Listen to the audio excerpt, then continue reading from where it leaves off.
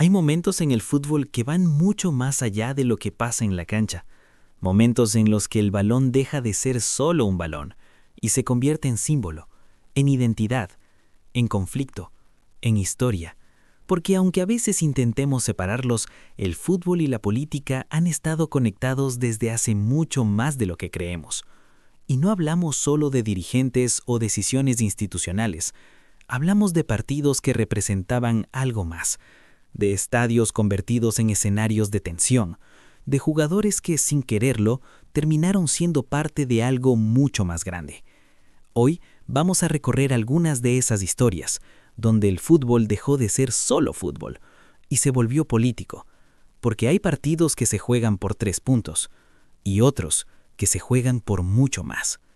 Empezamos en Ucrania, en uno de los episodios más simbólicos de la historia del deporte. Durante la Segunda Guerra Mundial, en una Kiev ocupada por la Alemania nazi, un grupo de exjugadores formó un equipo conocido como el FC Start. No eran profesionales en ese momento, trabajaban en panaderías, sobrevivían como podían, pero seguían jugando y empezaron a ganar, partido tras partido, venciendo a equipos formados por soldados alemanes. Lo que parecía algo anecdótico empezó a incomodar, porque no era solo fútbol, era orgullo, resistencia, identidad, hasta que llegó un partido clave, contra un equipo alemán, bajo una presión enorme. Se dice que antes del encuentro hubo advertencias, que debían perder, que no convenía ganar, pero salieron a jugar igual, y ganaron. Ese partido quedó en la historia como el partido de la muerte, no solo por el resultado, sino por lo que representaba, un acto de desafío, en uno de los momentos más oscuros posibles. Las consecuencias fueron duras, algunos jugadores fueron arrestados, otros murieron tiempo después. Y aunque con los años la historia ha sido debatida, lo que nadie discute es el símbolo. Ese día, el fútbol fue resistencia. Nos movemos ahora a Argentina, a un estadio donde la pasión siempre fue intensa, pero donde en un momento todo tomó otro significado. El Estadio Monumental, casa de River Plate, año 1978. Argentina estaba bajo una dictadura militar, y ese año organizaba el Mundial. El país entero miraba al fútbol, pero fuera de la cancha la realidad era otra. Desapariciones, represión, miedo, y sin embargo el torneo seguía. Partidos llenos, celebraciones, euforia.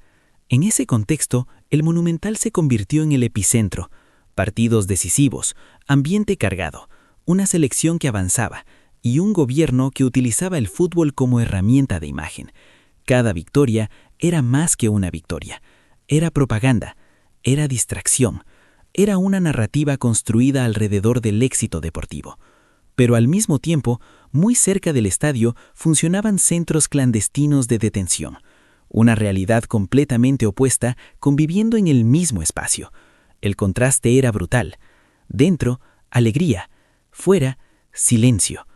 Ese mundial dejó una de las imágenes más fuertes de la historia, porque mostró cómo el fútbol puede ser utilizado, cómo puede ser manipulado y cómo puede convivir con realidades que lo superan completamente. Ahora viajamos a España, a uno de los partidos más cargados de significado político en Europa, el clásico entre FC Barcelona y Real Madrid. Pero no hablamos de cualquier época, hablamos de los años de la dictadura de Franco. En ese contexto, el Barcelona se convirtió en un símbolo de identidad catalana, un espacio donde se podía expresar algo que en otros lugares estaba reprimido. El estadio era más que un estadio, era una forma de decir, estamos aquí. Mientras tanto, el Real Madrid era percibido por muchos como el club cercano al poder central, el equipo del régimen, del Estado. Y aunque la realidad es más compleja que eso, esa percepción marcó décadas. Cada clásico era más que un partido, era una tensión histórica, cultural, política, y eso se sentía en cada jugada, en cada gol, en cada reacción. El fútbol como reflejo de una sociedad dividida. Ahora nos vamos a Italia, donde otro club vivió una relación intensa entre política e identidad, la SS Lazio. En este caso no por decisiones institucionales, sino por lo que ocurría en las gradas. Durante años, ciertos grupos ultras mostraron símbolos y comportamientos asociados a ideologías extremas. Cánticos, pancartas, gestos, situaciones que generaron polémica constante. Partidos donde el foco no estaba solo en el juego, sino en lo que pasaba fuera de él. El club intentó distanciarse, hubo sanciones, campañas, intentos de cambio, pero la imagen ya estaba instalada, y cada incidente la reforzaba. Aquí, el fútbol se volvió político, desde la tribuna, desde la gente, desde una identidad que, aunque no representaba a todos, sí marcaba una narrativa.